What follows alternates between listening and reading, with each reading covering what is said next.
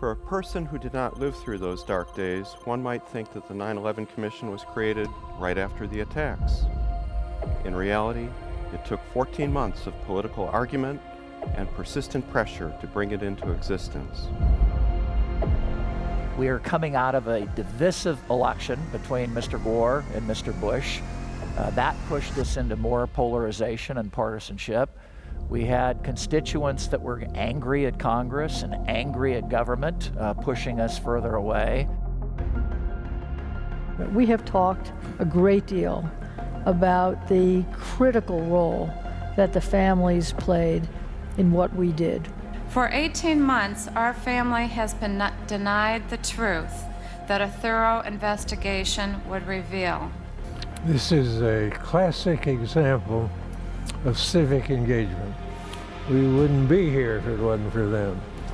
We're going to continue what we've been doing in order to make sure that this commission not only finds the truth, but the reforms are implemented. We're in this for the long haul. They were going to find out what happened. They wanted all the actions to why their families died and how this could occur in the United States of America.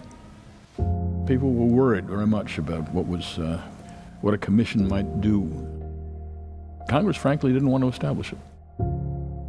They did not want an independent body looking at the Bush White House and potentially saying that there was some blame.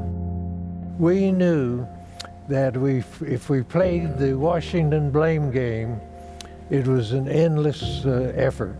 So we decided early on we're not going to blame anybody. We essentially said, if you were a member of the Congress during the 20-year period up to 9/11, or in the executive branch, and anything having to do with national security, and you're trying to find out who to blame, go look in the mirror. Did NORAD or the Air Force, did they lie to the commission? Yes, they did, and I wish I could say it was unprecedented. Unfortunately, in large bureaucracies, it's not that rare. And in fact, they didn't even know that plane had been hijacked until after it crashed in Pennsylvania. Getting the notification from the President of the United States that you have the authority to shoot into commercial aircraft down is a pretty significant event. Why would that not be in your timeline? I don't know when that happened. We had public hearings. We were out to get the facts. Slow walking us and withholding information wasn't going to succeed.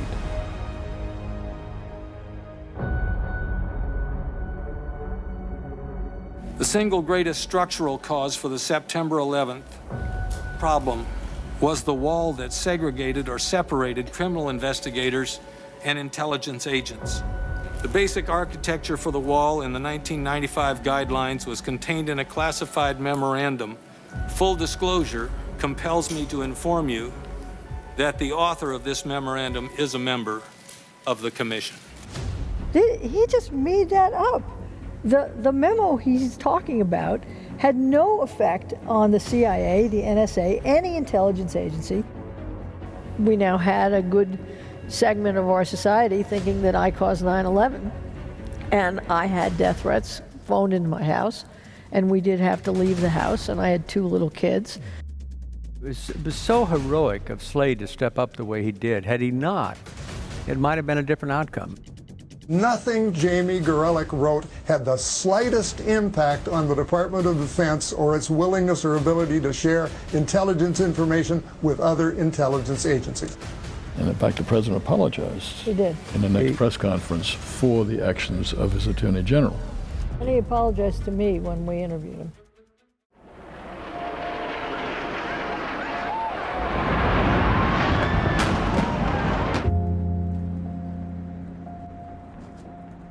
Here we are, almost 2 decades after the commission issued its report, and the question for all of you is, are we safer today?